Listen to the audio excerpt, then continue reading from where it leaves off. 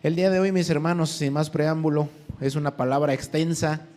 Me va a costar mucho trabajo resumirla, pero esperemos que sea resumida en buen tiempo y que tú, además, dispongas tu corazón para recibirla. Cada palabra que se dé, cada verso que se dé, lo recibas con todo tu corazón. Y yo oro a Dios para que abra tu entendimiento el día de hoy, mi hermano, mi hermana, para que Dios te dé sabiduría y entendamos juntos esta palabra que es muy profunda, mis hermanos.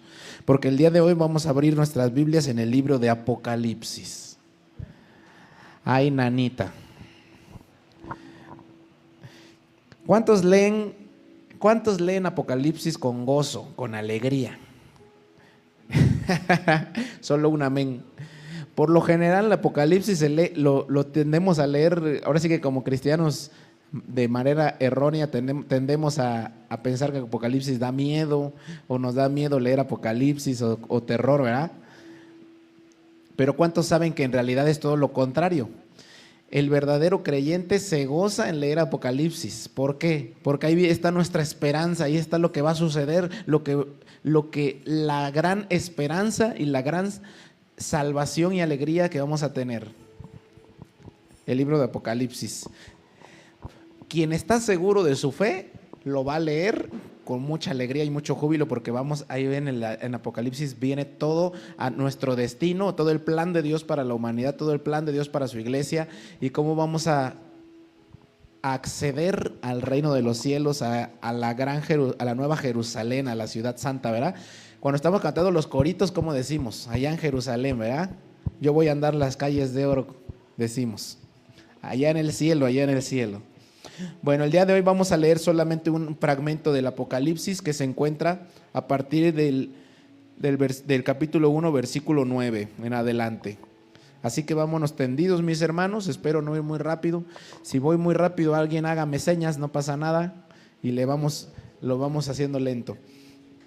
Palabra a las 7 iglesias o mensaje a las 7 iglesias.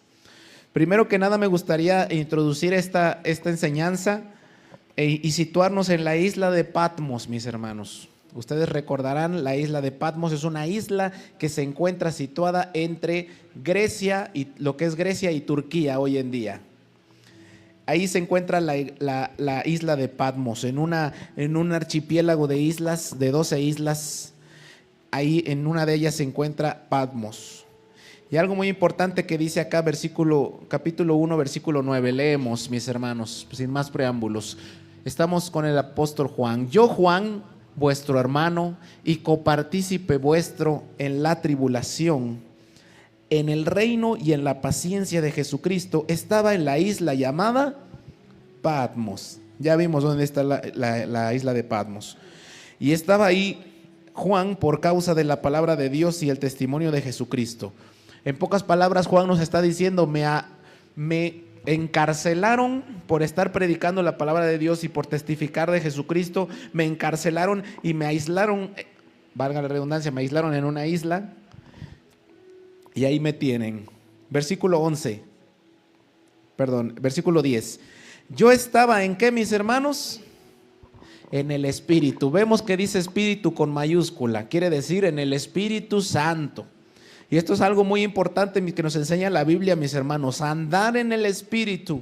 Nosotros tenemos que, como Juan, tratar de andar en el Espíritu. Otras versiones dicen adorando en el Espíritu. Juan estaba adorando en medio de la cárcel, en medio de un exilio. Él estaba exiliado, él estaba preso en esa cárcel de máxima seguridad. Era una cárcel de máxima seguridad, por eso estaba en una isla, mis hermanos. Ustedes recordarán que las cárceles más grandes de máxima seguridad en el mundo de repente están en islas, ¿verdad? Ahí tienen a los presos, a los reos. Pero él andaba en el Espíritu, él estaba adorando en el Espíritu. Andar en el Espíritu, según la Biblia, significa vivir bajo la guía y el poder del Espíritu Santo. ¿Cuántos viven bajo la guía y el poder del Espíritu Santo? Si tú no dices amén, no pasa nada. Reflexiona y di, ¿mi vida está siendo guiada por el Espíritu Santo realmente? ¿O está siendo guiada por Pancho, por Petronila, por Pancracio? Cualquiera que sea tu nombre. ¿Mi vida está guiada por Saúl o por el Espíritu Santo? Esa debe ser tu pregunta el día de hoy. Debemos de dejarnos guiar por el Espíritu Santo en lugar de guiarnos por la carne. Esto implica una vida de obediencia, crecimiento espiritual y una relación íntima con Dios. Obediencia, mis hermanos. ¿Vivimos en obediencia realmente? ¿Estamos obedeciendo lo que dice la palabra de Dios? Para obedecer la palabra de Dios, mi hermano, primero tenemos que conocer la palabra de Dios. De otra manera, ¿cómo vamos a obedecer algo que no conocemos? Es como si yo te preguntara, ¿tú te sabes el reglamento de tránsito a la perfección? Probablemente no. Entonces, cuando tú te orilles y estés en doble fila por más de 10, 15 minutos, el agente de tránsito, ¿qué va a decirte? Ya te pasaste del tiempo, y tú vas a decir, pero el reglamento, no, y te va a decir, el reglamento dice esto. Es más, en teoría ni nos podemos parar en doble fila. Está prohibido, simplemente hay una tolerancia que ellos dan, ¿no? Pero el punto es que si él te llega a multar, tú vas a decir, pero te vas a quedar sin armas porque no vas a saber defenderte, porque no conoces el reglamento y no vas a saber si lo estás infringiendo. Lo mismo pasa en la vida cristiana. Hay veces que estamos infringiendo normas, reglas y no nos damos cuenta. ¿Por qué? Porque no conocemos la palabra de Dios. Andar en el Espíritu requiere conocer la palabra de Dios, obedecerla, y eso nos va a dar un crecimiento espiritual y al mismo tiempo que tenemos una relación íntima con Dios. Acuérdate que andar en el Espíritu también es reflejar la santidad y el fruto del Espíritu Santo, mi hermano. ¿Cuántos conocen los frutos del Espíritu Santo? Amor, gozo, paz, paciencia, benignidad, bondad, fe, mansedumbre y templanza. Aleluya. Y más. Recuerda lo que dice Romanos 8:5, mi hermano. Aquí lo vamos a estar viendo rápido. Romanos 8:5. Porque los que son de la carne piensan en las cosas de la carne, pero los que son del Espíritu en las cosas del Espíritu. Recuerda cómo Juan dice que andaba en el Espíritu. Es decir, Juan no andaba en la carne. Por eso recibió revelación. Si tú quieres recibir revelación de parte de Dios, tienes que andar en el Espíritu. ¿Cómo vas a recibir revelación si andamos en la carne? ¿Qué pasa cuando dices, es que Dios no me responde mis oraciones, Dios no me dice por dónde ir, por dónde no? Es porque andamos en la carne, mi hermano, mi hermana. Pero si andamos en el Espíritu, pensamos en las cosas del Espíritu. Romanos 8:6, porque el ocuparse de la carne es muerte, pero el ocuparse del Espíritu es vida y paz. Cuando decimos, es que me robó la paz fulanito de tal, es que esta situación me robó la paz. Esta pelea que tuve con mi esposa, con mi esposo, esta pelea que tuve con mi hijo, con mi familiar, con XY, me robó la paz. Pero dice acá, el ocuparse del Espíritu es vida y paz. Si te falta la paz es porque nos falta andar en el Espíritu. Versículo 9, mas vosotros no vivís según la carne, sino según el Espíritu, si es que el Espíritu de Dios mora en vosotros. Y si alguno no tiene el Espíritu de Cristo, no es de él. Aquí podemos conocer quiénes son de Cristo, los que andan según el Espíritu de Cristo. Versículo 10, pero si Cristo está en vosotros, el cuerpo en verdad está muerto a causa del pecado, mas el Espíritu vive a causa de la justicia. 11, y si el Espíritu de aquel que levantó de los muertos a Jesús mora en ustedes, el que levantó de los muertos a Cristo Jesús vivificará también vuestros cuerpos mortales por su Espíritu que mora en vosotros. ¿Cuántos dicen amén? El mismo Espíritu que levantó a Jesucristo de los muertos es el que te levanta hoy en el nombre de Jesús. ¿Cuántos dicen amén? A veces estamos muertos, dice la palabra de Dios, éramos muertos en nuestros delitos y pecados. Cuando cometemos esos delitos y pecados en contra de la palabra de Dios, estamos muertos espiritualmente hablando, mi hermano, mi hermana. Pero hoy el Señor te dice, aquel que levantó a Jesucristo de los muertos es el que te vivificará hoy y te levantarás y vivirás en el nombre de Cristo Jesús. Cree esa palabra, mi hermano, es muy poderosa. Leemos, regresamos a Apocalipsis. Juan andaba en el Espíritu. Nos pone el ejemplo y nosotros también tenemos que andar en el Espíritu, mi hermano, mi hermana. Dice versículo 10, ahí nos quedamos. Juan 1:10. Yo estaba en el Espíritu en el día del Señor ¿Cuántos conocen cuál es el día del Señor? Domingo, mi hermano, mi hermana, es el día del Señor. Según el nuevo pacto, el Nuevo Testamento nos enseña el día del Señor es el día domingo. Por eso estamos celebrando también hoy el día del Señor. Cada domingo celebramos el día del Señor. Y Juan estaba teniendo su miniculto ahí solito. ¡Wow! ¡Qué hermoso!, ¿verdad? ¿Cuántos de los que a veces no venimos los domingos por X o Y razón tenemos nuestro miniculto los domingos? A lo mejor no lo hemos hecho, no lo hemos practicado, pero podemos hacerlo. Un miniculto, mis hermanos, en casa, domingo, de adoración. Juan estaba adorando y recibió revelación del Señor. Leemos: yo estaba en el Espíritu en el día del Señor, y de repente oí detrás de mí una gran voz como de trompeta, como de shofar, como de trompeta. Los que fueron ayer a la marcha por Jesús escucharon el restruendo de los metales, ¿verdad? Como calenda, ¿verdad? Estábamos ahí con los metales, los trompeta, el trombón, y se escuchaba todo lo que daba. Imagínense ese estruendo sintió Juan atrás de él de repente. Y dice la palabra de Dios: oí una gran voz como de trompeta, 11, que decía: yo soy el alfa y la omega, el primero y el último. ¿Quién es el alfa y la omega, mis hermanos? Aleluya. El primero y el último, nuestro Señor Jesús, el Señor Yeshua. Y dice acá, Yeshua mismo se le aparece a Juan y le dice: escribe en un libro lo que ves y envíalo ¿a quiénes? A las 7 iglesias que están en Asia. Quiero dejar algo muy en claro, mis hermanos. Si bien es cierto que esta palabra en su momento fue para las 7 iglesias de Asia, también es para nuestras vidas, también es para nuestra iglesia, también está hablando para Senda de Paz, para todas las iglesias y todo el cuerpo de Cristo. Y leemos cuáles eran estas iglesias. Eran Éfeso, Esmirna, Pérgamo, Tiatira, Sardis, Filadelfia y Laodicea. 7 iglesias, mis hermanos.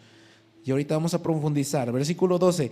Y me volví para ver la voz que hablaba conmigo, y vuelto vi, ¿cuántos candeleros, mis hermanos? Aleluya. ¿Y cuántas iglesias?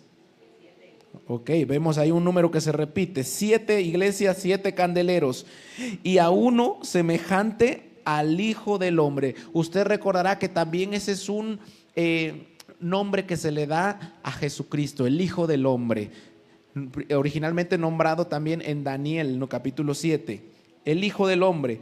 Vestido, dice acá, de una ropa que llegaba hasta los pies y ceñido por el pecho con un cinto de oro. Qué hermoso ver esta imagen, mis hermanos. Imagínense a nuestro Señor Yeshua atrás de Juan. Él se voltea y ve a Yeshua en todo su esplendor, con un vestido largo, dice. ¿Quiénes vestían largo y lino y ropas blancas? Los sacerdotes, mis hermanos. Y cabellos blancos. Y dice acá, ceñido con un cinto de oro. Vamos a ver más al rato qué cinto de oro. Versículo 14, su cabeza y sus cabellos eran blancos como blanca lana, como nieve. Imagínenselo, mis hermanos. Sus ojos como llama de fuego. Imagínense la mirada de nuestro Señor Jesús. Versículo 15, y sus pies semejantes al bronce bruñido, refulgente como en un horno. Imagínense como caliente todavía el bronce, así hirviendo, como brillante también. Y su voz como estruendo de muchas aguas. Imagínense, ¿han ido al mar abierto? ¿Han escuchado cómo se oye esas olas, cómo rompen de fuerte? Imagínenselo, mis hermanos. Un estruendo de muchas aguas. Versículo 16, tenía en su diestra 7 estrellas. Y de su boca salía una espada aguda de 2 filos, y su rostro era como el sol cuando resplandece en su fuerza. Obsérvenlo, porque acá está lleno de simbolismos, mis hermanos. Primero, los candeleros. ¿Qué simbolizan los candeleros? ¿Alguien sabe? Los 7 espíritus de Dios, muy cierto. Recordemos que los candeleros tienen 7 brazos, ¿verdad? 7 brazos. Tienen 3 de un lado, 3 del otro y 1 en medio. Los candeleros en la Biblia simbolizan principalmente la luz de Cristo, la presencia de Dios y la guía espiritual. Un candelero se ocupaba precisamente para iluminar, ¿verdad?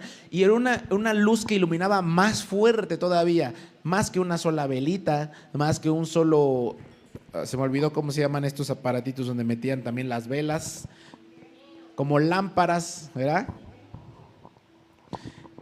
Pero este candelero era de 7 brazos y evidentemente alumbraba más. Recordamos también que en el Antiguo Testamento el candelero se ocupaba en el tabernáculo, ¿recuerdan? Y representaba a Cristo como la luz del mundo y la presencia divina entre su pueblo. Cuando Cristo mora entre su pueblo, entre su iglesia, se va a ver la luz de Cristo no solamente ahí, sino reflejada en la vida de su congregación, de su iglesia. En el Nuevo Testamento, especialmente en el libro de Apocalipsis, los 7 candeleros simbolizan las 7 iglesias de Cristo. Escuche bien, en esta palabra los 7 candeleros representan las 7 iglesias de Cristo, encargadas de llevar su luz a un mundo de tinieblas. Recuerde usted cómo se encontraba el mundo. En ese entonces no se había llevado el evangelio a toda criatura, el mundo estaba lleno de tinieblas. Y hoy en día, lamentablemente, el mundo sigue en tinieblas, pero la luz del mundo se ha esparcido por todo el mundo y lo seguiremos haciendo, y es nuestra misión.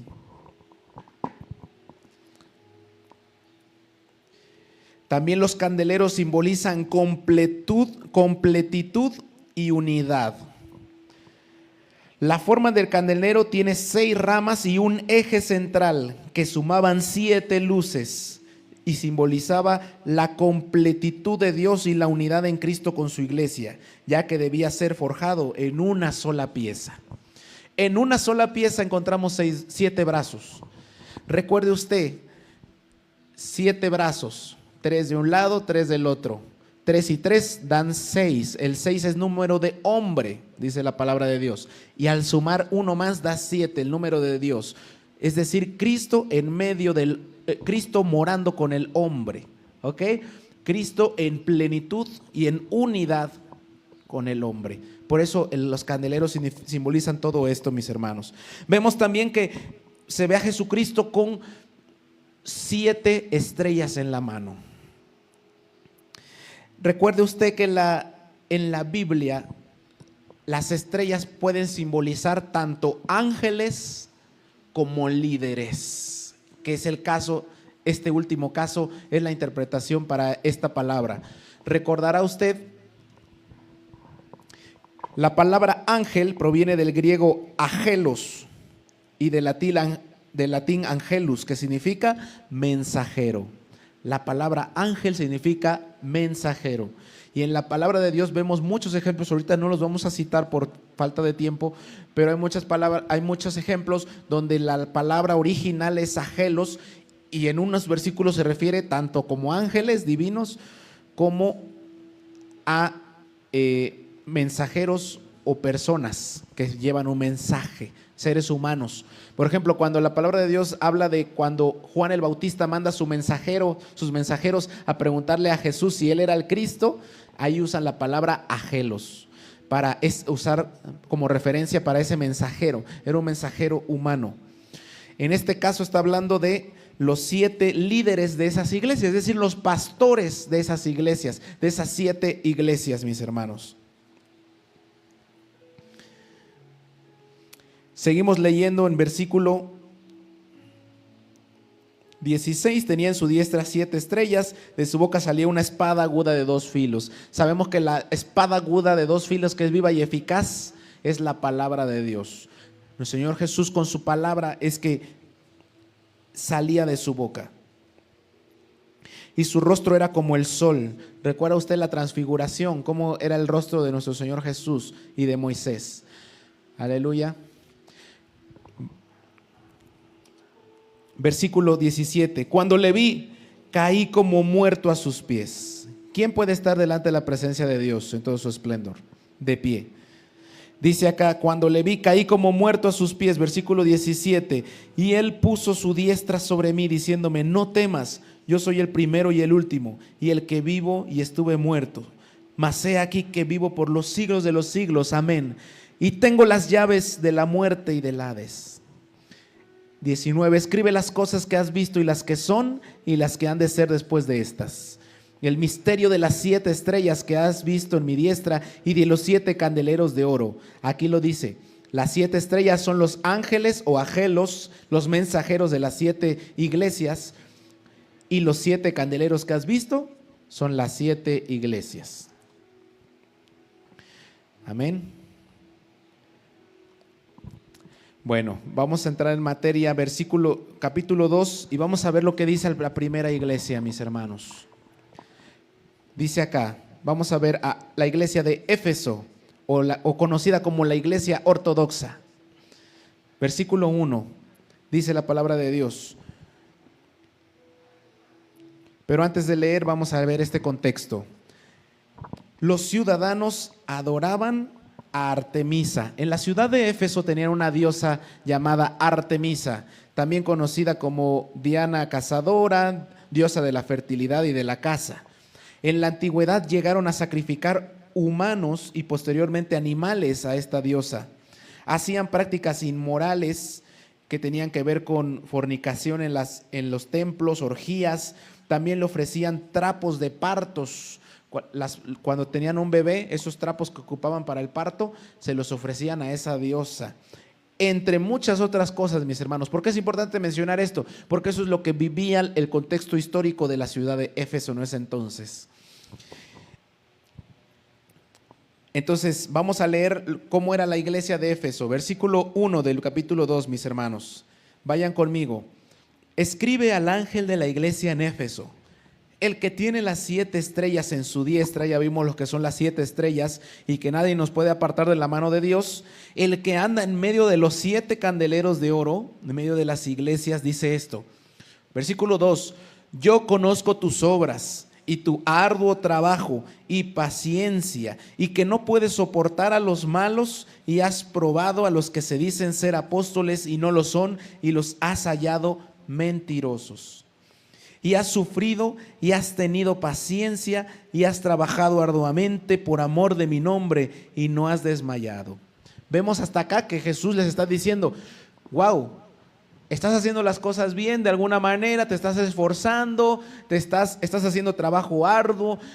Dijeran algunos en estos tiempos, llegas temprano a la iglesia, llegas temprano a barrer, te esfuerzas, limpias todo, procuras que todo esté bien en la casa de Dios,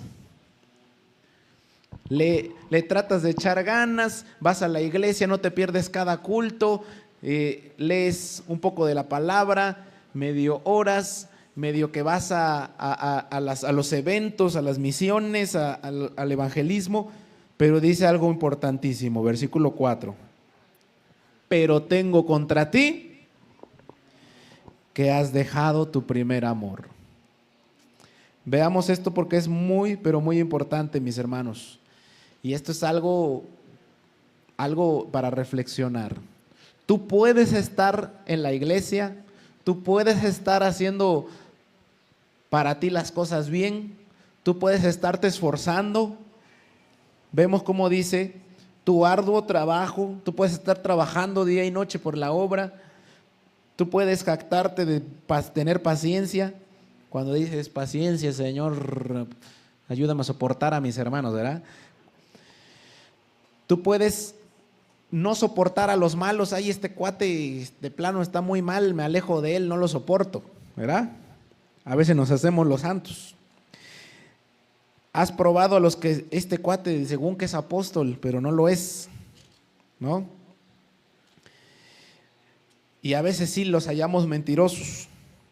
Dice, has sufrido, has tenido paciencia, has trabajado arduamente por amor de mi nombre y no has desmayado. O escuchen bien, porque podemos estar pensando que estamos haciendo algo por la obra de Dios, pero al mismo tiempo pudimos haber perdido nuestro primer amor. Esta es la típica iglesia que hace todo por cotidianidad, todo de manera rutinaria. Esta es la iglesia que hace rutina. Ya viene a la iglesia, nada más un rato, 2 horas, ya es hora de irnos, vámonos y seguimos igual en la semana. Esta es la iglesia que ha perdido su primer amor, dice acá. Si tú te sientes identificado con esto, observa lo que le dice el Señor Jesús a esta iglesia. Pero tengo contra ti que has dejado tu primer amor, versículo 5. Recuerda, por tanto, de dónde has caído y arrepiéntete. Es importantísimo que aprendamos, mis hermanos, a practicar el arrepentimiento. El arrepentimiento es algo que debemos de practicar a diario. Diario tenemos que estar arrepintiéndonos. Pero recuerde usted la definición de arrepentimiento. Arrepentimiento no es nada más tener remordimiento. Arrepentimiento es: yo sé que fallé, Señor, y no voy a volverlo a hacer. Arrepentimiento es hacer un cambio total de 180 grados, mis hermanos. Y tenemos que empezar a practicar ese arrepentimiento. Arrepiéntete y haz las primeras obras. ¿Cuáles son las primeras obras, mis hermanos? ¿Qué es lo que hacías cuando recién te convertiste a Jesús, a Cristo? ¿No eras el primero en llegar a la iglesia? ¿No eras el primero en ofrecerte para hacer el aseo, para hacer las cosas, para cualquier cosa, para aprender, para tocar? Las primeras obras que hacíamos, son las que Jesús está interesado que las hagamos. Y dice acá: arrepiéntete y vuelve a tu primer amor, a las primeras obras que hacías por mí. Pues si no, escuchen lo que dice acá, pues si no, vendré pronto a ti y quitaré, ¿qué dice? ¿Qué va a quitar el Señor Jesús? Tu candelero de su lugar. ¿Qué dijimos que representa el candelero también? La presencia de Jesús en medio de ti, en medio de la congregación. Aleluya. Si no te arrepientes, si no vuelves a las primeras obras, quitará el candelero de en medio. Qué triste que quite su presencia de en medio de nosotros por perder ese primer amor. Ruega a Dios y roguemos a Dios que nunca perdamos ese primer amor a Dios. Y dice versículo 6: pero tienes esto, que aborreces las obras de los nicolaitas, las cuales yo también aborrezco. ¿Quién sabe, cuántos saben quiénes eran los nicolaitas? A veces no sabemos, ¿verdad? No pasa nada. Ahorita vamos a ver qué son los nicolaitas, pero más roguemos no ser como ellos. La palabra algunos expertos indican que los nicolaitas se trataba de un grupo herético, es decir, herejes, un grupo de herejes del cristianismo primitivo que se menciona en el libro de Apocalipsis, conocido por sus enseñanzas que fomentaban la inmoralidad sexual, la inmoralidad y la idolatría. Se dice que promovían la inmoralidad sexual y el consumo de alimentos sacrificados a ídolos, lo que fue equiparado a la doctrina de Balaam. ¿Les suena esto de alimentos sacrificados a los ídolos? Hace unos días, precisamente, en el mundo se hizo una celebración, ¿verdad? Nosotros la conocemos, una tradición, y en ella se ofrecen sacrificios, se ofrecen alimentos en un altar, aguas con los que, muchas veces no conocemos esos trasfondos y no conocemos la palabra de Dios, pero lo más importante, mis hermanos, no es, híjole, ya sí lo hice, híjole, no pasa nada, mis hermanos, siempre y cuando vengamos a la luz de Cristo y aprendamos lo que dice la palabra y hagamos lo que dice acá. Precisamente en el versículo anterior, arrepiéntete y haz las primeras obras. No podemos dejar de ignorar que la palabra de Dios sí nos habla de los alimentos sacrificados a los ídolos y que tengamos cuidado con eso.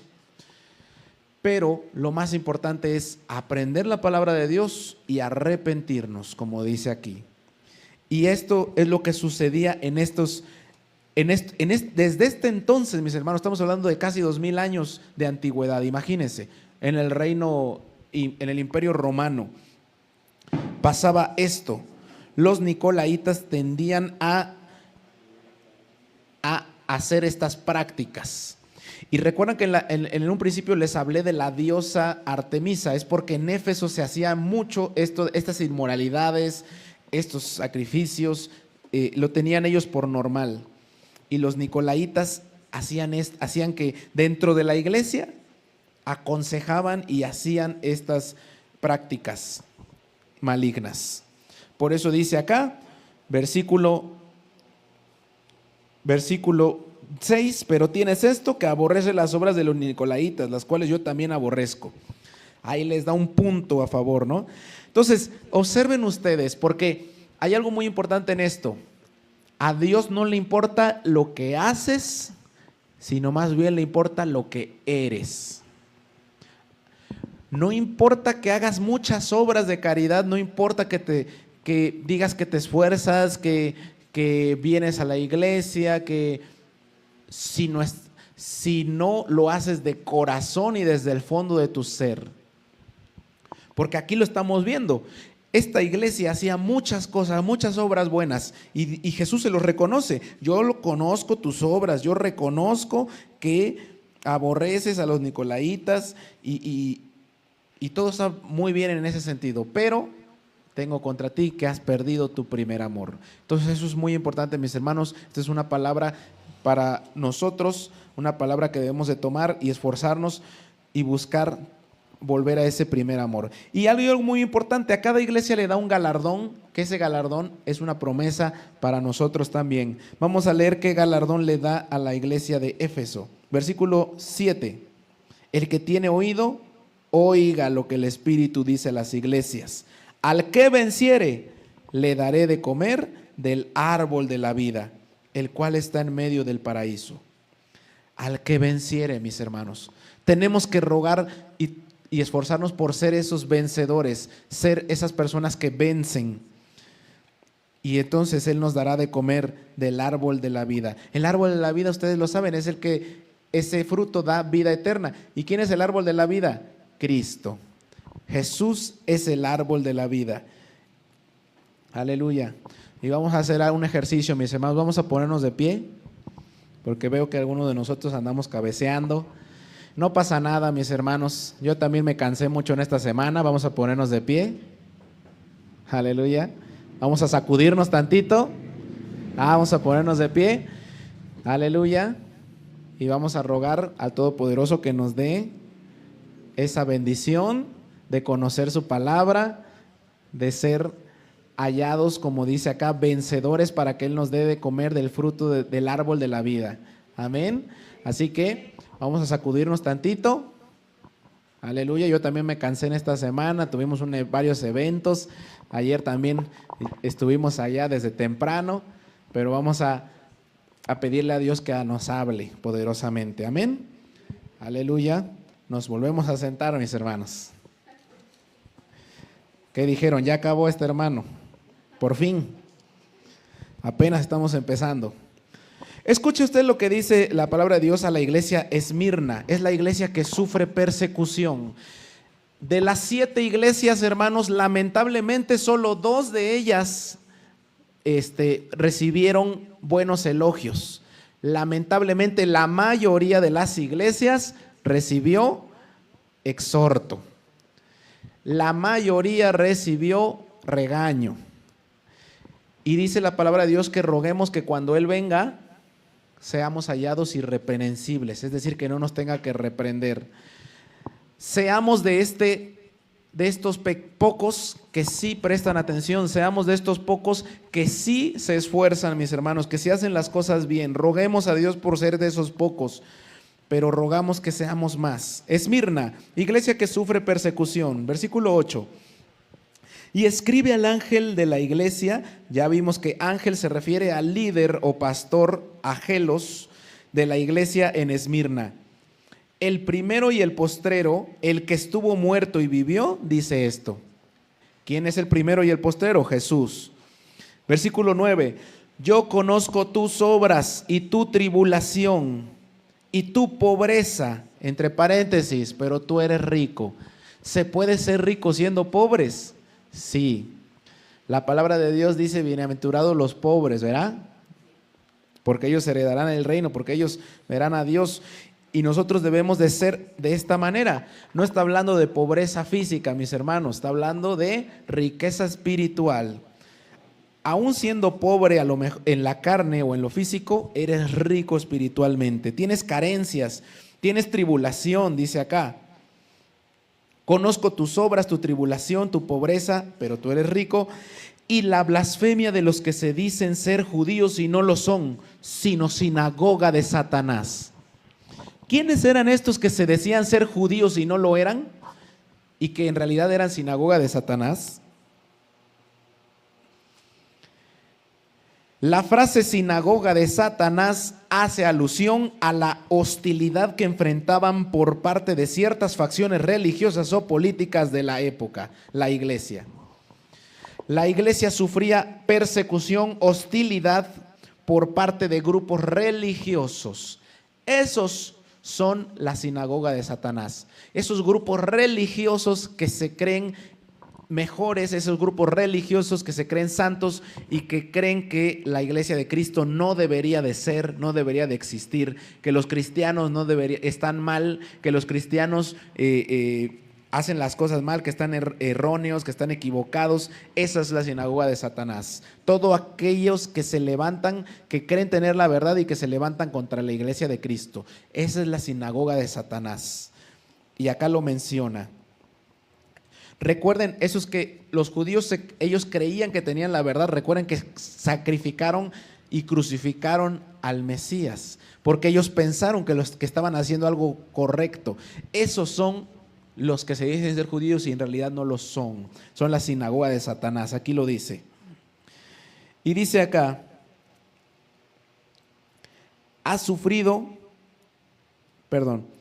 dice acá, versículo 10, no temas en nada lo que vas a padecer. He aquí, el diablo echará a algunos de ustedes en la cárcel para que sean probados y tendrán tribulación por 10 días.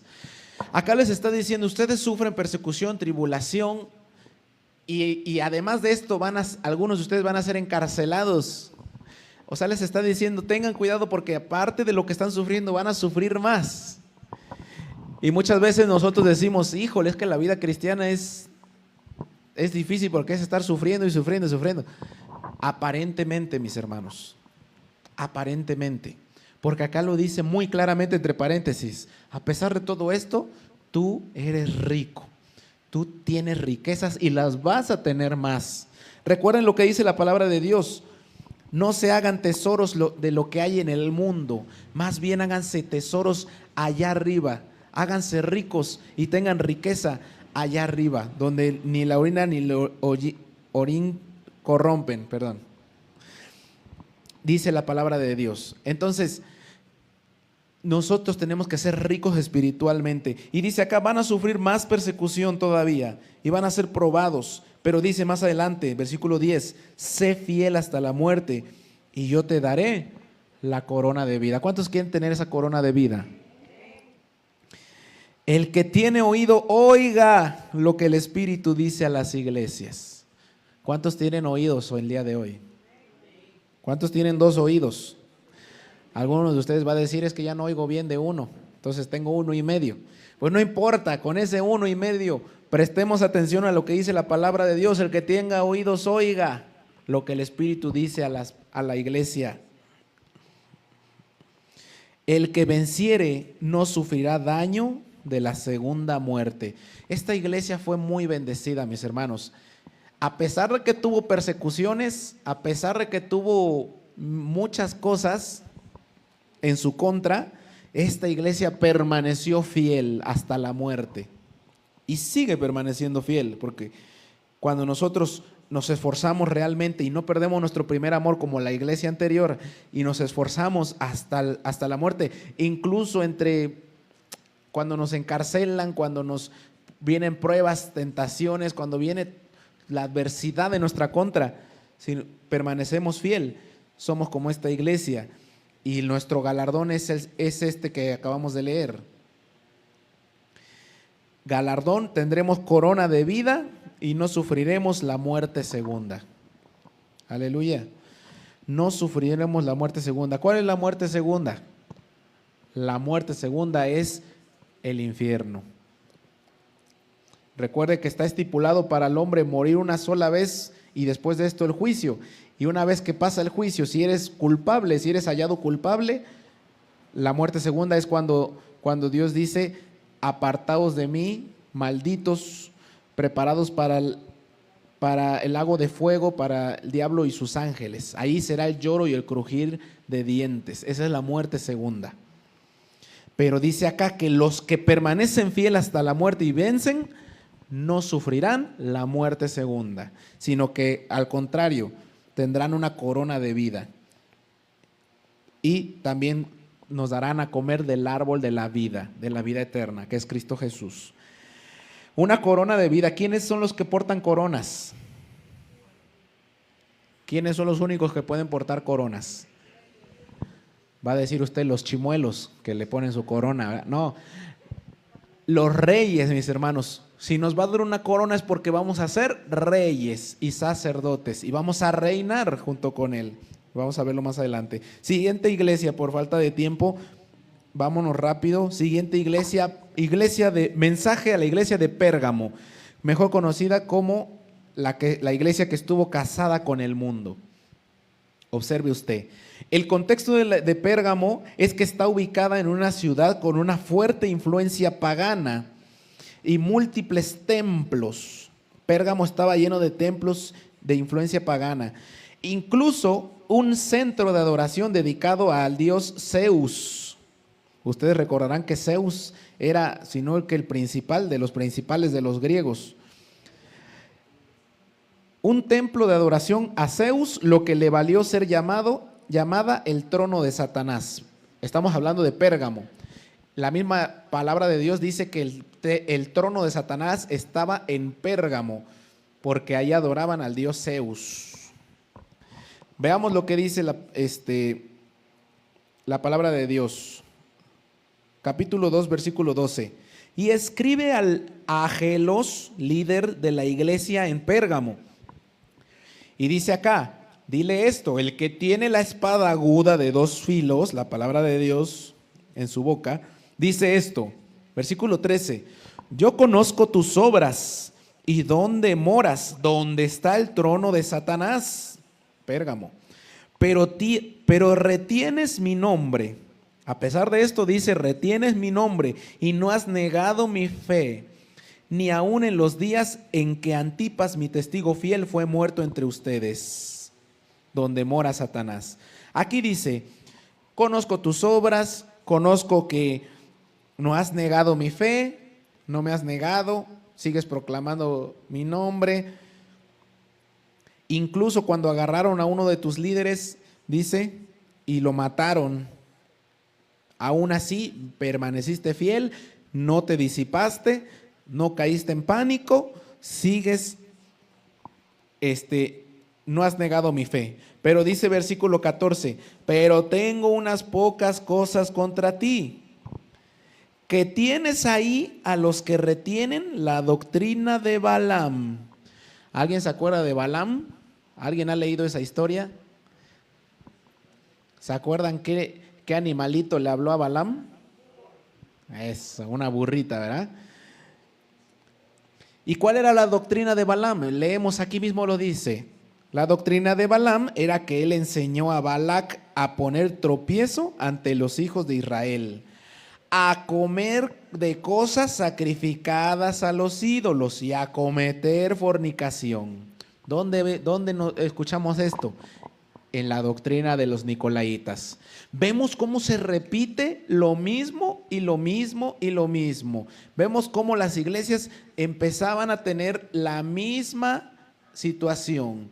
Tenían la doctrina de los nicolaitas, de los de Balaam, en medio de la iglesia, entre los miembros de la iglesia. ¿Y cuál era esa doctrina de Balaam? Que él aconsejaba a los demás dos cosas: comer de cosas sacrificadas a los ídolos y a cometer fornicación. Y en ese entonces los mismos miembros de las iglesias caían en esto y pensaban, algunos, los que estaban mal, pensaban que para ellos era algo normal, pensaban que estaban bien, cuando realmente era todo lo contrario. Esta iglesia esta iglesia se diferencia en eso de que le hacía caso al mundo, a los consejos del mundo.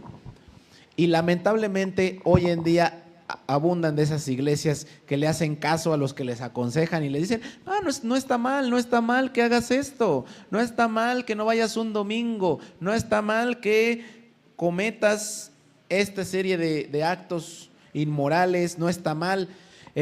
Ustedes saben perfectamente cómo está el mundo el día de hoy. Para el mundo ahorita los desenfrenos son lo de hoy, los excesos.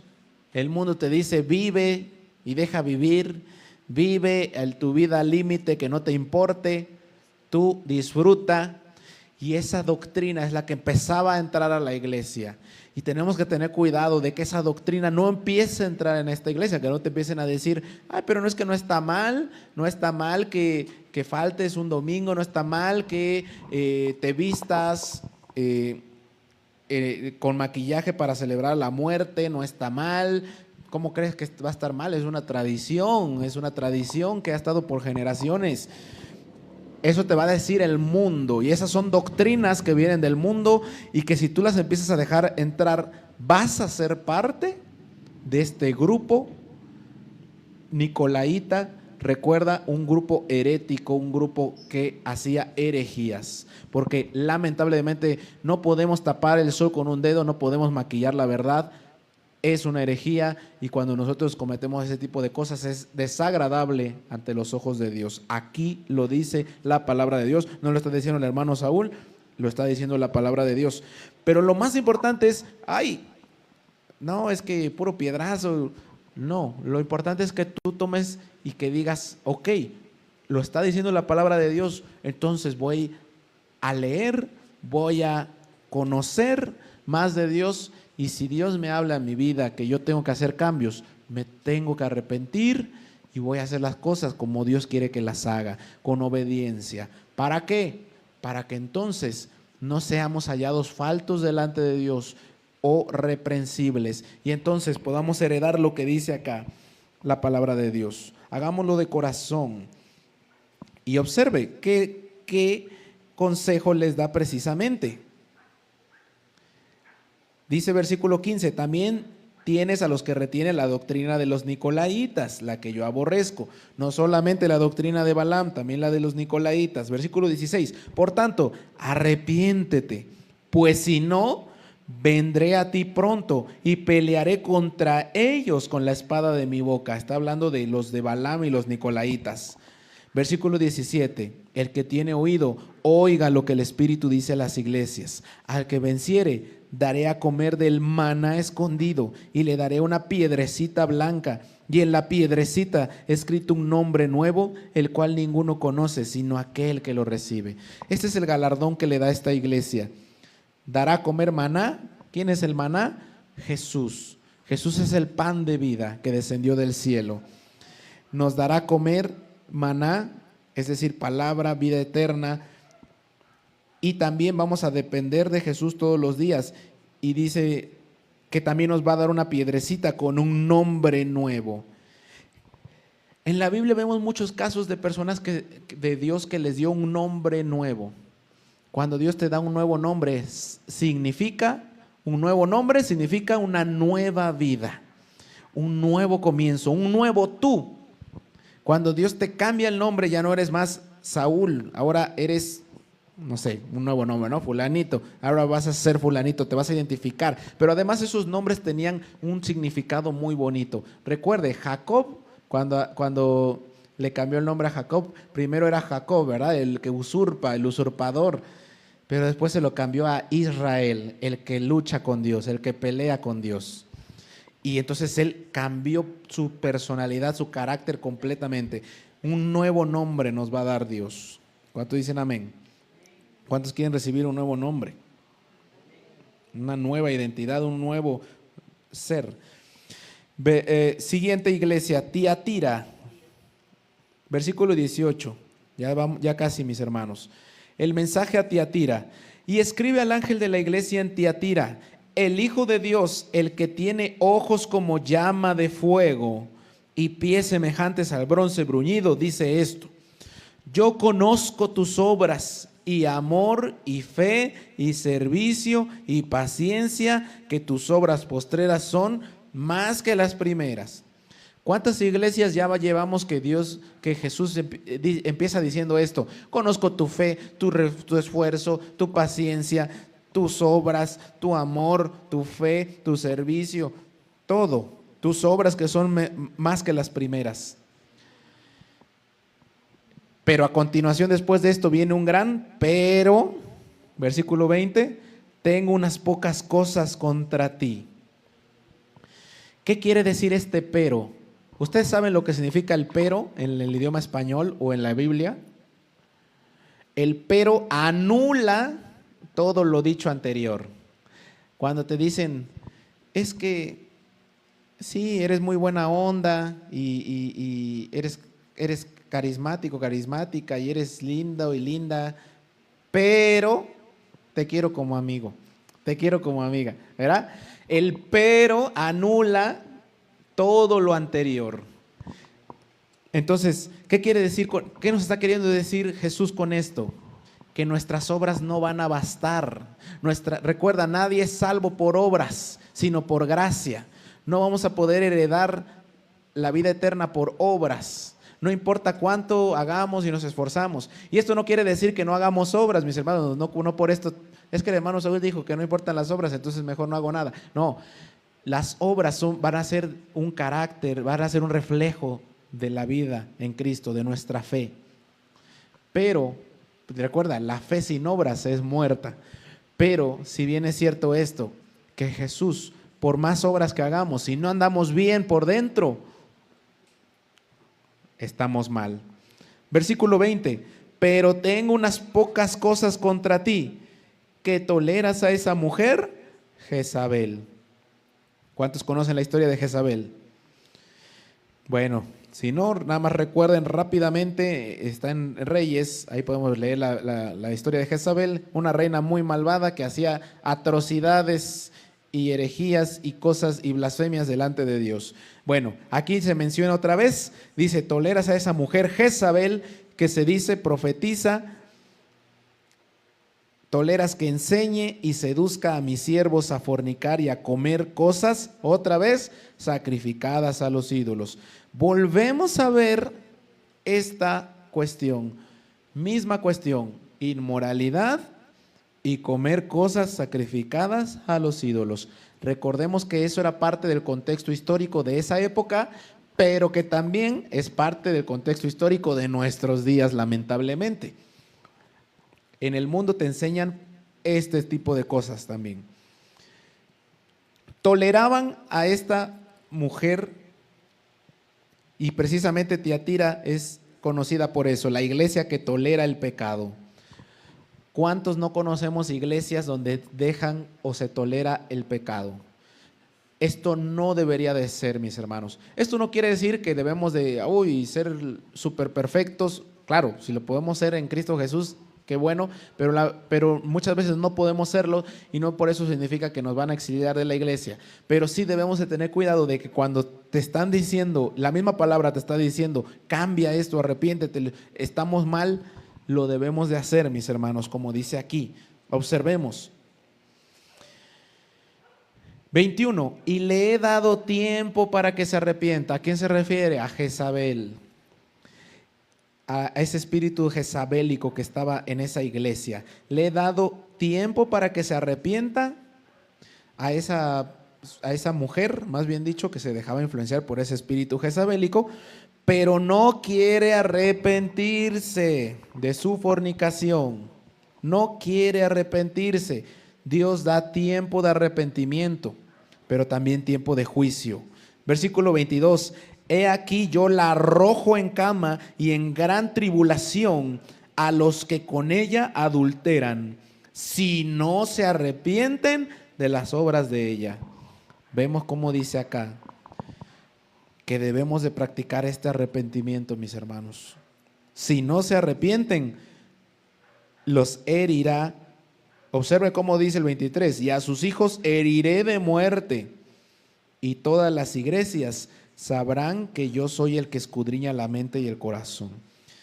Jesús, nuestro Dios, también es un Dios celoso que no va a permitir que el mal se siga propagando cuando Él nos da tiempo de arrepentirnos, cuando Él no va a permitir que las cosas se hagan mal en su iglesia. Recuerde usted la historia de Ananías y Zafira, cómo por estar haciendo las cosas mal con el diezmo, las ofrendas, más bien dicho, por la ofrenda que ellos habían dispuesto y que en su corazón en un principio habían dispuesto tanto, pero después se arrepintieron y mintieron acerca de eso, cayeron muertos, dice, delante de la presencia de Dios y de Pedro. Tenemos un Dios celoso y Él nos advierte, mis hermanos. Cuando Él nos está haciendo una advertencia, prestemos atención, hagamos como dice acá: el que tiene oídos para oír, oiga lo que el Espíritu tiene para la iglesia. Y dejemos que Él haga la obra en nuestras vidas. Versículo 20. Pero a vosotros y a los demás que están en Tiatira, es decir, los que no han caído en los lazos de Jezabel, los que sí están bien o los que sí se arrepintieron, dice acá: a cuantos no tienen esa doctrina y no han conocido lo que ellos llaman las profundidades de Satanás, yo os digo, no os impondré otra carga.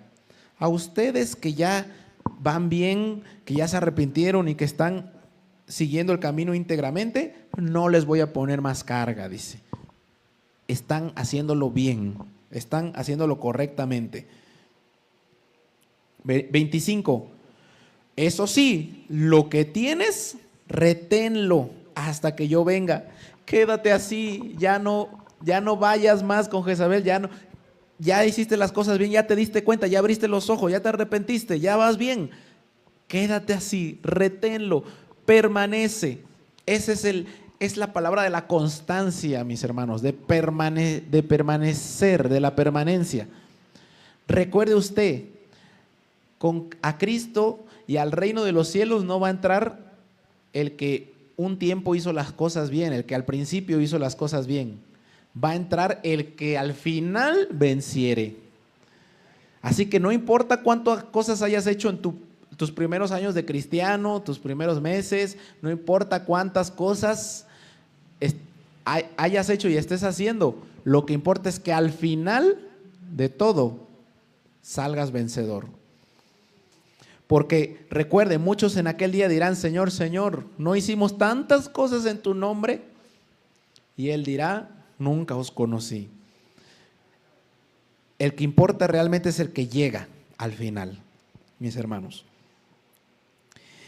Y dice acá: retenedlo hasta que yo venga. 26. Al que venciere y guardare mis obras hasta el fin, ¿qué le va a dar? Autoridad. Yo le daré autoridad sobre las naciones, y las regirá con vara de hierro, y serán quebradas como vaso de alfarero, como yo también la he recibido de mi Padre. Se refiere a la vara de hierro. Y le daré la estrella de la mañana. El que tiene oído, oiga lo que el Espíritu dice a las iglesias. No abundaré mucho, pero el galardón de esta iglesia de Tiatira es autoridad sobre las naciones. La vara de hierro representa autoridad. Recuerden, los reyes tienen esa vara, con esa gobiernan. Y la estrella de la mañana es el galardón: vara de hierro, autoridad sobre las naciones, y estrella de la mañana. ¿Cuál es la estrella de la mañana? Es Jesús. La palabra de Dios enseña que la estrella de la mañana es Jesús. Recuerde usted que justamente cuando ya va a amanecer, cuando está a punto de desaparecer la oscuridad de la noche, aparece la estrella de la mañana que anuncia el amanecer, que ya llega el sol con todo el resplandor, ¿verdad? La luz. Ese es Cristo. Muchos erróneamente confunden que la estrella de la mañana se refiere también a Satanás, y eso es erróneo. La palabra de Dios dice en Isaías que dice: oh hijo de la mañana. lucero, hijo de la mañana, no dice estrella de la mañana. Y el hijo de la mañana, ¿verdad? Es Dios, es Jesús. En ese entonces, cuando Satanás, antes de ser un ángel caído, él era un hijo de la mañana, ¿verdad? Hijo de la mañana, hijo de Dios. Pero cuando él pervirtió su corazón y se corrompió, inmediatamente dejó ser hijo de Dios. Y evidentemente ustedes ya conocen el desenlace. Él termina siendo un ángel caído. O más bien dicho, un ser caído. Pero bueno, aclaro eso porque aquí nos está diciendo que nos va a dar la estrella de la mañana, y la estrella de la mañana es Jesús. Entonces, la estrella resplandeciente de la mañana nos va a dar a Cristo. Observen cómo cada iglesia hace referencia a Cristo, a que nos va a dar a Cristo. Nos va a dar el árbol de la vida, que es Cristo. Nos va a dar el maná, que es Cristo. Nos va a dar la estrella resplandeciente de la mañana, que es Cristo. Él es nuestro fin último, mis hermanos. Pero bueno, sigamos. Iglesia de Sardis, mis hermanos, o mejor conocido como la iglesia muerta. Escuchemos lo que dice, capítulo 3, versículo 1. Escribe al ángel de la iglesia en Sardis, el que tiene los 7 espíritus de Dios y las 7 estrellas, dice esto. ¿Usted sabe cuáles son los 7 espíritus de Dios? Si no, se los leo rápidamente. Los 7 espíritus de Dios son, esto viene en Isaías, exactamente, capítulo 11, me parece. 11:2, perfecto. Los espíritus de Dios son los siguientes: el espíritu del Señor, primeramente, la fuente de otras manifestaciones. El espíritu de sabiduría implica la capacidad de juzgar correctamente y vivir sabiamente. Espíritu de inteligencia o entendimiento es la capacidad de comprender las cosas profundamente. Espíritu de consejo es la capacidad de dar y recibir buenos consejos. Siguiente, espíritu de poder, la fuerza para realizar la voluntad de Dios. Número 6, espíritu de conocimiento, la comprensión de las verdades divinas y humanas. Y número 7, el espíritu del temor del Señor, el temor reverencial y respetuoso hacia Dios, que es el principio de la sabiduría. Estos son los 7 espíritus de Dios, y estas son 7 manifestaciones del Espíritu Santo, los espíritus de Dios. Bueno, no nos tardemos mucho en esto. El que tiene los 7 espíritus de Dios y las 7 estrellas dice esto: yo conozco tus obras. Observe, porque a luego le da su regaño. Conozco tus obras, que tienes nombre de que vives y estás muerto. Es casi como un zombie, ¿verdad? Muerto en vida. Tienes nombre de que vives y estás muerto. ¿Por qué le dice esto a Sardis? Porque Sardis significa piedra preciosa, cornalina, sardónice, príncipe de la alegría. Está hablando de un hombre bonito, alegría, vivo, pero por dentro estaba muerto. Aguas con esto. Versículo 2. Sé vigilante y afirma las otras cosas que están para morir. Es decir, lo poco que te queda, lo poco bueno que te queda, afírmalo, dice. Porque no he hallado tus obras perfectas delante de Dios. Aguas con esto. Aguas con que Dios nos diga esto, con que Jesús nos diga esto. No he hallado tus obras perfectas delante de Dios. Versículo 3. Acuérdate pues de lo que has recibido y oído, y guárdalo y arrepiéntete. Pues si no velas, vendré sobre ti como ladrón, y no sabrás a qué hora vendré sobre ti. ¿A qué le suena esto? Vendré a ti como ladrón y no te vas a dar cuenta. Vemos aquí una clara referencia al rapto o al arrebatamiento. ¿Qué le está diciendo? Si no te arrepientes y si no reafirmas lo poco que te queda, lo poco bueno que te queda, si no te arrepientes y no le echas ganas, te vas a quedar en el arrebatamiento, te vas a quedar en el rapto, vas a vivir la gran tribulación. Eso nos está diciendo aquí. Vendré a ti como ladrón y no sabrás a qué hora vendré sobre ti. Versículo 4. Pero tienes unas pocas personas, ojo, De todos los que estaban, posiblemente miles, eran bien poquitos, un remanente, ¿verdad? Un poquito. Tienes pocas personas que no han manchado sus vestiduras. Recuerden que la vestidura es una representación de la vida en santidad. Si manchas tus ropas, es como manchar, simbólicamente es que estás manchando tu santidad y estás viviendo manchado, sucio. Pero cuando lavamos nuestras ropas en la sangre de Cristo, como dice la palabra de Dios, estamos lavando nuestras vestiduras, es nuestra santidad, ¿verdad? Estamos santificándonos en Él. Y dice acá, los poquitos que no han manchado sus vestiduras, que siguen santos, que siguen santificados, que viven en santidad, dice, andarán conmigo en vestiduras blancas, porque son dignas. Roguemos a Dios ser de esos pocos, mis hermanos. Roguemos a Dios. Y yo ruego a Dios que en esta iglesia no sea así, que unos pocos no manchen sus vestiduras. Yo ruego que en esta iglesia no sea así, que unos pocos sean arrebatados, que sean llevados con Cristo y muchos se queden. Ruego que no sea así. Roguemos ser de esos pocos que le echan ganas. Roguemos que si esta iglesia es de pocos, que todos esos pocos estemos bien delante de Dios. Versículo 15. ¿Por qué? Porque el que venciere será vestido de vestiduras blancas, y no borraré su nombre del libro de la vida, y confesaré su nombre delante de mi Padre y delante de sus ángeles. No borraré su nombre del libro de la vida. ¿Ven por qué es tan importante ser de ese poquito, de ese remanente?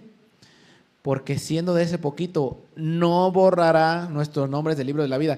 Y a lo mejor usted, porque este versículo causa cierta confusión entre los creyentes y dicen, ay Dios mío, la salvación sí se pierde. Ay Dios mío, ¿Dios puede borrar mi nombre del libro de la vida? Y la misma palabra se interpreta a sí misma. Observe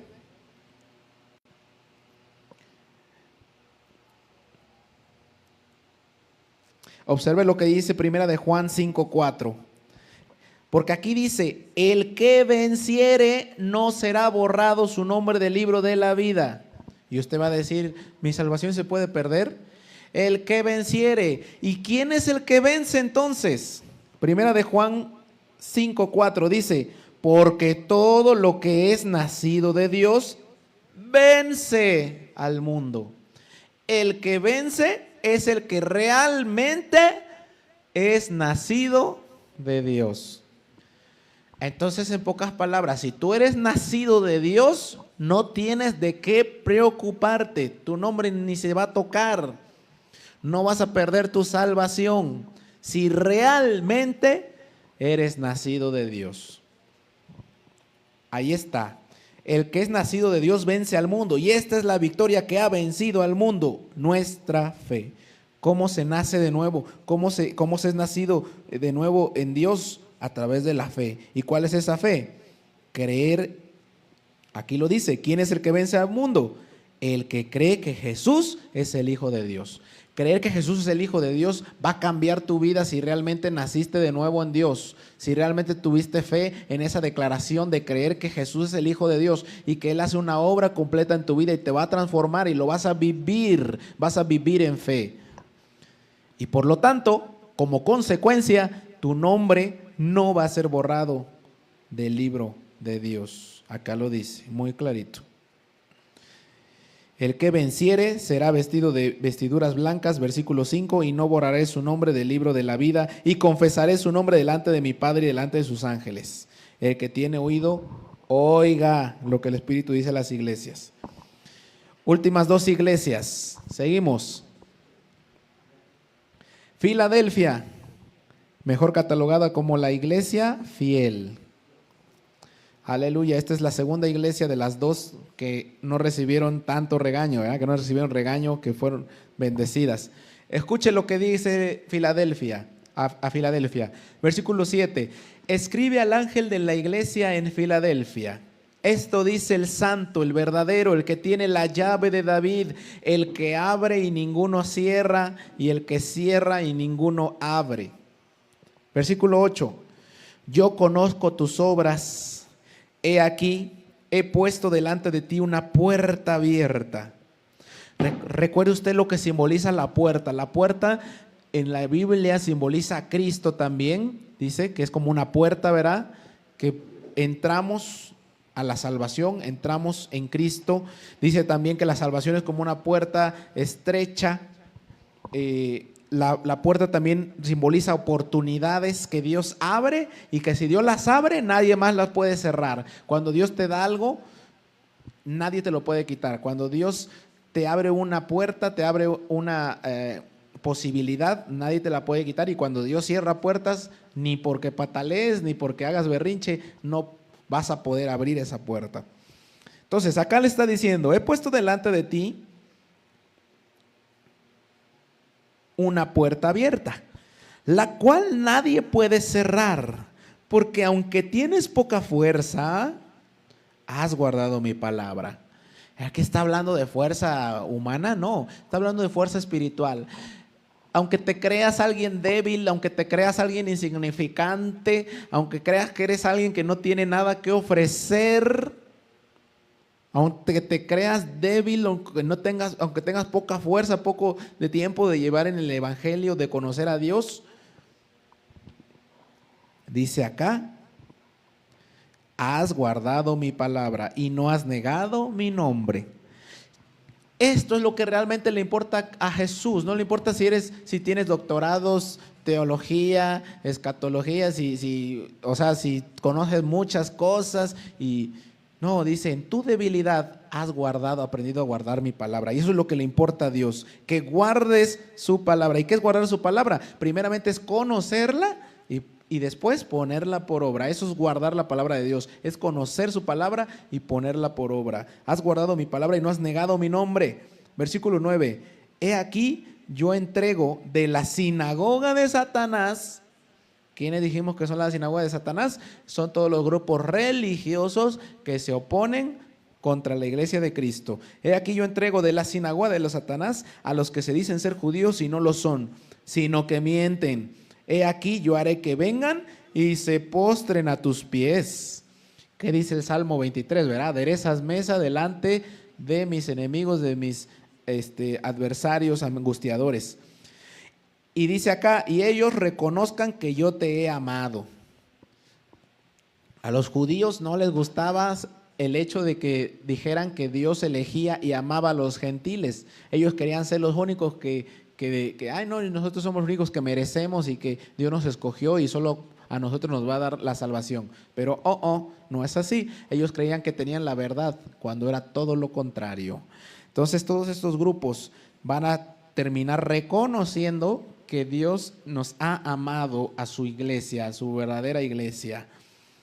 Versículo 10, por cuanto has guardado la palabra de mi paciencia, guardado la palabra, la conoces y la pones por obra, yo también te guardaré de la hora de la prueba que ha de venir sobre el mundo entero. ¿Cuántos saben cuál es esta prueba que ha de venir sobre el mundo entero? Se refiere a la gran tribulación, a la tribulación y a la gran tribulación. Esa prueba es para probar a los que moran sobre la tierra. Versículo 11. Y observen, he aquí yo vengo pronto. ¿Cuántos saben que viene pronto Cristo? Y las señales se están cumpliendo, mis hermanos. Estamos en los últimos segundos del reloj profético. Dice acá, he aquí yo vengo pronto. Retén lo que tienes para que ninguno, ¿qué cosa? Tome tu corona. ¿Nuestra corona puede ser robada? Sí. Si no nos ponemos truchas, ¿verdad? Como dijeran, si no nos ponemos atentos, nos pueden robar la corona.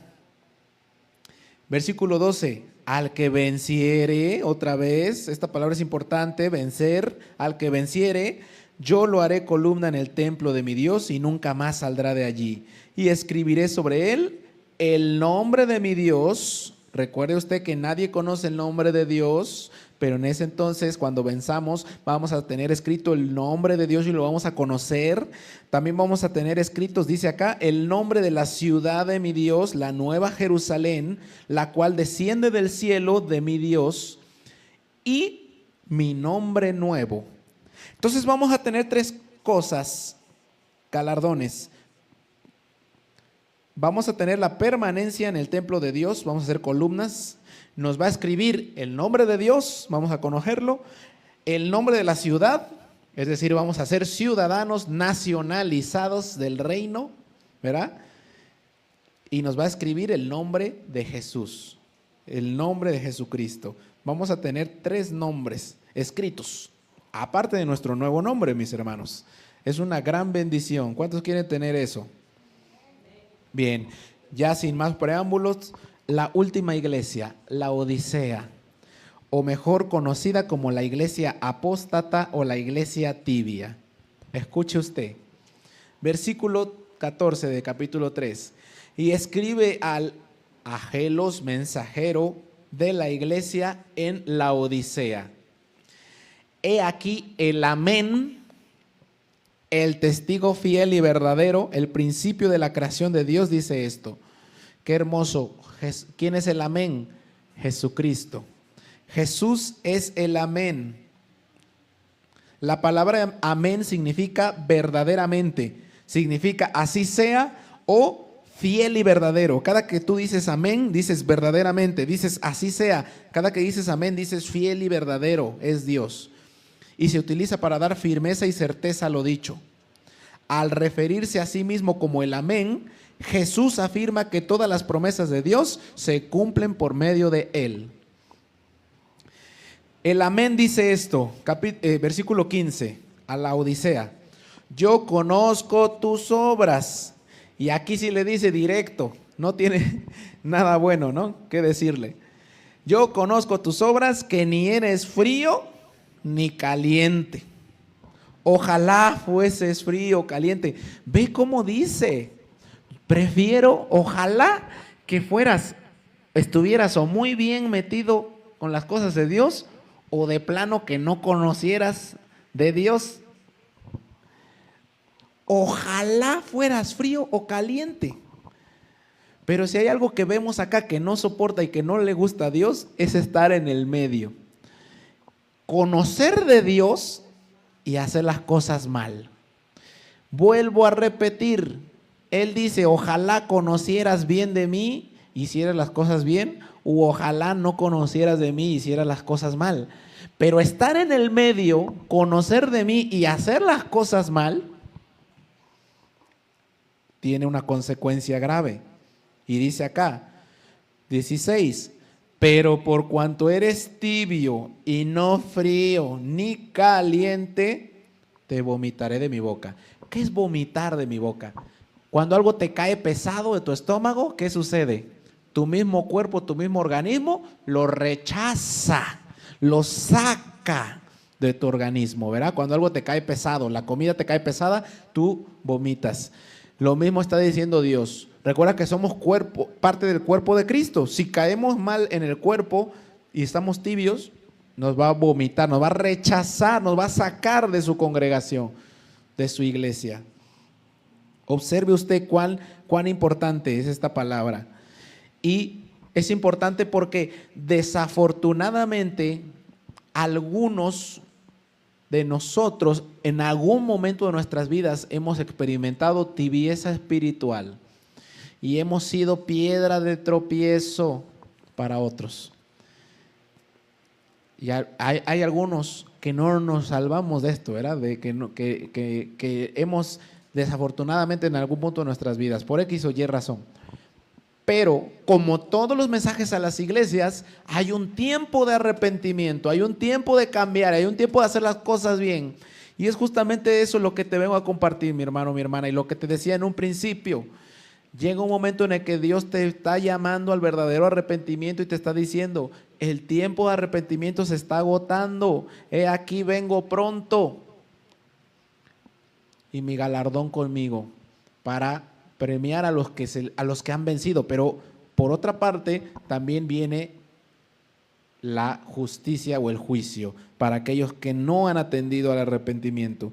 Dice acá, versículo 16, por cuanto eres tibio y no frío ni caliente, te vomitaré de mi boca. 17, porque tú dices, yo soy rico y me he enriquecido y de ninguna cosa tengo necesidad. Observe usted, porque esta iglesia era una iglesia próspera, aparentemente. Era una mega iglesia que tenía lo mejor equipo de sonido, el mejor audio, los mejores instrumentos, un escenario lleno de luces. Era una iglesia con prosperidad, con riqueza física, monetaria. Y acá le dice, tú dices, yo soy rico, me he enriquecido, de ninguna cosa tengo necesidad. Esta es la típica iglesia o el típico congregante autosuficiente, el que dice no tengo necesidad de nada, no necesito ir a la iglesia, no necesito ir tanto, no necesito leer la palabra de Dios, no necesito ir a estudios bíblicos, ya lo sé todo, no necesito más, ya lo tengo todo. Pero dice acá en el mismo versículo 17, ¿no sabes que tú eres un desventurado, miserable, pobre, ciego y desnudo? Eso somos delante de Dios cuando nos creemos autosuficientes, cuando vivimos en tibieza espiritual. Porque el peligro de vivir en tibieza espiritual es que no te das cuenta, o aparentemente no te das cuenta, de que tienes los ojos cegados, porque tú vives en una tibieza espiritual y pasan los días y ni siquiera te acuerdas de tu comunión con Dios y dices, ya es suficiente porque ya fui a la iglesia el domingo, ya es suficiente porque no necesito más de Dios, no necesito conocer más de Dios. Si tú vives en una vida en la que no estás leyendo la palabra de Dios constantemente, no estás queriendo conocer más de Dios, estás lamentablemente viviendo en tibieza espiritual. Si en tu vida tú estás en una época, en una fase en la que no quieres orar, en la que no quieres orar en las noches, en la mañana, a diario, en la que no estás buscando a Dios y para ti lo poco que ya sabes de la palabra es suficiente. Cuando tú dices, es que ya medio leí la Biblia, ya por lo menos ya leí Juan 3:16, ya me lo sé de memoria, ya estoy apto. Cuando tú dices, ya es que ya leí los 4 evangelios, con eso ya tengo. Cuando tú no estás queriendo saber más de Dios, lamentablemente estamos cayendo en la autosuficiencia que menciona aquí. Y acá dice, si te crees autosuficiente, no sabes que en realidad eres un desventurado, miserable, pobre, ciego y desnudo. Versículo 18, ya pasó el regaño, ahora viene el consejo. Por tanto, 18, yo te aconsejo que de mí compres oro refinado en fuego. ¿Qué es el oro refinado en fuego, mis hermanos? Es el oro que ha pasado por el fuego y que se le han quitado las impurezas. Es decir, una limpieza espiritual, una purga espiritual. Ese es el oro, ¿verdad? Cuando el oro entra al fuego es cuando decimos que nuestra vida es probada en fuego. Nosotros tenemos que ser como ese oro que en manos de Dios, que si venimos sucios con metales de la tierra y sucios, lo meten al fuego y es como si lo colaran y salen todas las impurezas y queda el oro así limpiecito y brillante, oro refinado. Así debe ser nuestra vida. De mí te aconsejo que compres oro refinado en fuego para que seas rico verdaderamente. Es decir, está diciéndonos, es momento de pasar por pruebas para que entonces tu vida sea refinada, para que tu vida sea limpiada. Y dice acá, y obtén vestiduras blancas para vestirte. Cuando no andamos en santidad, no traemos esas ropas blancas, por lo tanto somos delante de Dios desnudos. Y dice acá, vestiduras blancas para vestirte, y que no se descubra la vergüenza de tu desnudez. Y ojo, unge tus ojos con colirio. ¿Alguien sabe qué es el colirio? Pues vean ustedes qué ironía. La Odisea era una región que se conocía por su rica producción de colirio. Y el colirio era un ungüento natural que utilizaban para aclarar los ojos, como las gotitas que nos echamos, ¿verdad? Cuando sentimos los ojos ya muy sucios, muy grasosos, necesitamos colirio para que nuestros ojos, es como unos lentes, ¿no? A veces no vemos bien, al poner los lentes vemos clarito. Eso hacía el colirio. Y vea usted lo que les está diciendo. Precisamente la Odisea era el principal lugar donde se hacía colirio. y eran los más cegados. Irónicamente, era el lugar de mayor producción de colirio y era el lugar más cegado.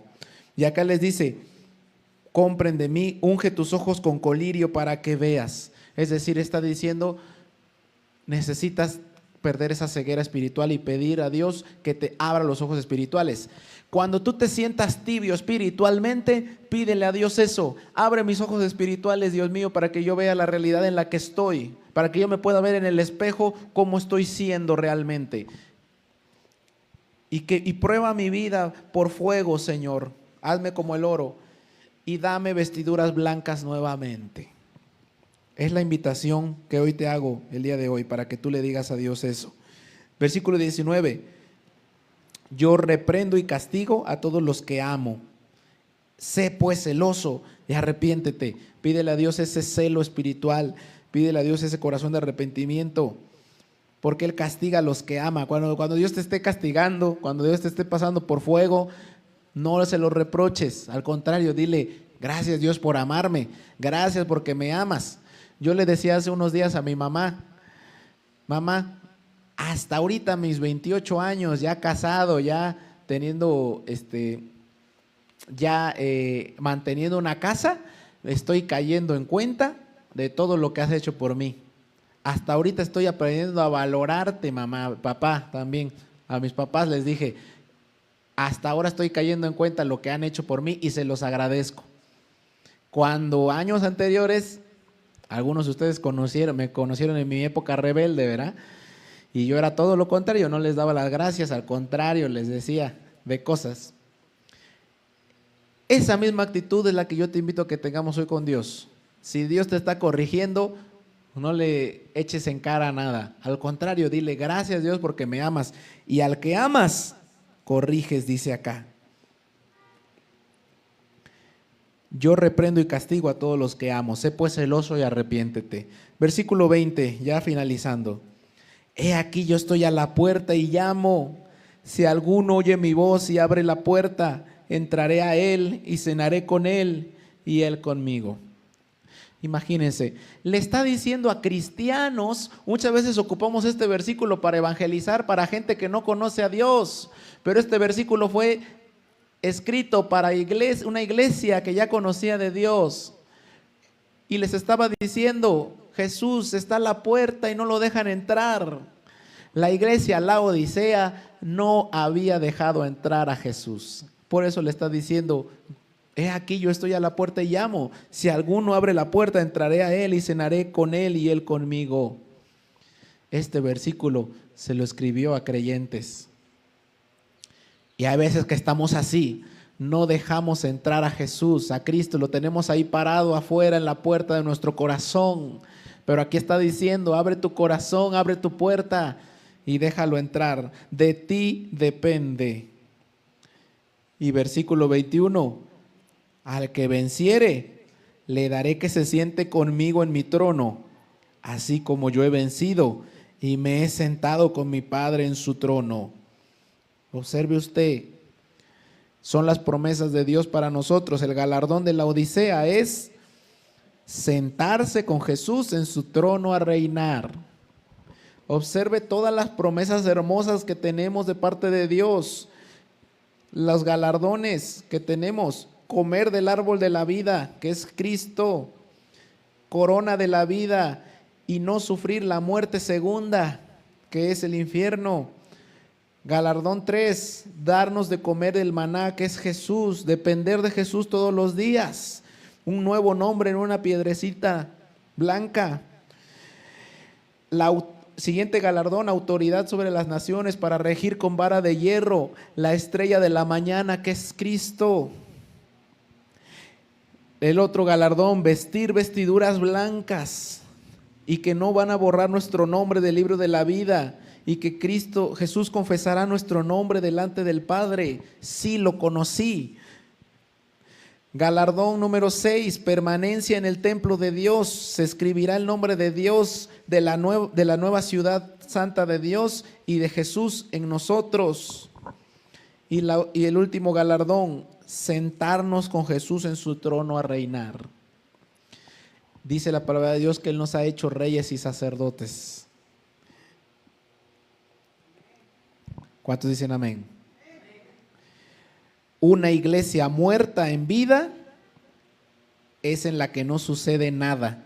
No hay gozo, no hay crecimiento. No podemos ser los mismos que hace 3 meses, que hace 6 meses, que hace un año.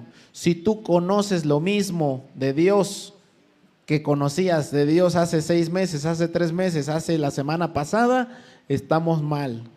Si tú no hay crecimiento, si tú conoces lo mismo de Dios que ayer, que antier, no hay crecimiento.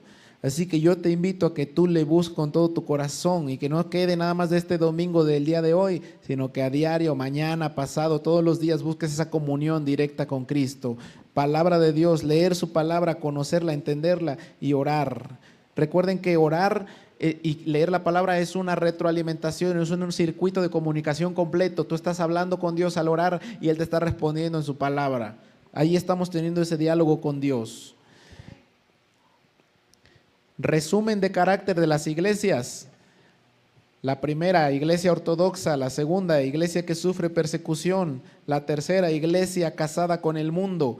La cuarta, iglesia que tolera el pecado. La quinta, iglesia muerta. La sexta, iglesia fiel. Y la séptima, iglesia apóstata. De 7 iglesias, solo 2 no fueron reprendidas. ¿De qué iglesia quieren ser ustedes? ¿Qué tipo de iglesia quieren ser? ¿Qué carácter quieren tener ante Dios? Y termino con lo que dice, con cómo terminó cada mensaje de cada iglesia. El que tiene oído, oiga lo que el Espíritu dice a las iglesias. ¿Cuántos dicen amén? Vamos a orar, hermanos. Dejemos que la palabra nos cambie. Vamos a orar. Padre eterno, Padre de la gracia, en esta hora, Señor mío, te agradecemos este tiempo, te agradecemos tu amor, te agradecemos tu paciencia que tienes para nosotros, tu paciencia y tu gracia, en que siendo aún pecadores, Cristo murió por nosotros, en que aún con miles de errores que podamos tener a diario, que podamos cometer, tú nos das tiempo para arrepentirnos. Tú nos das un tiempo para cambiar, Señor, para mejorar, para ser mejores cada día. Gracias, Señor, porque tú quieres una relación con nosotros, una relación personal. Tú quieres y nos persigues. Y tu gracia está siempre persiguiéndonos. Y a veces nosotros somos los que nos hacemos del rogar, a veces nosotros somos los que nos oponemos, a veces nosotros somos los que no queremos, no tenemos tiempo, entre comillas. Perdónanos, perdona esa actitud, Señor, que tenemos muchas veces de no darle importancia a las cosas verdaderamente importantes, que son las cosas del reino. Perdónanos, Señor, líbranos de ser como esas 5 iglesias, Padre Santo, en ese tiempo en el que estaban mal. Pero ayúdanos a ser como tú quieres que seamos, como esas 2 iglesias a las cuales no reprendiste, Señor, sino que les diste más aliento, más ánimos de seguir y de vencer. Y gracias porque en tu palabra nos has declarado esos misterios. Si tú no nos hubieras declarado esos misterios, tal vez nos costaría más tener esa esperanza. Pero gracias porque nos has declarado en tu palabra esos misterios de lo que nos espera allá arriba, esos galardones tan hermosos. Y eso nos da esperanza, eso nos da aliento, nos da nuevas fuerzas para seguir. Así que, Señor, ayúdanos a hacer las cosas correctamente, Señor. Ayúdanos a seguir tu palabra al pie de la letra. Ayúdanos a no desviarnos ni a derecha ni a izquierda. Ayúdanos a no entibiarnos, Padre mío. Y perdónanos las veces que nos hemos entibiado.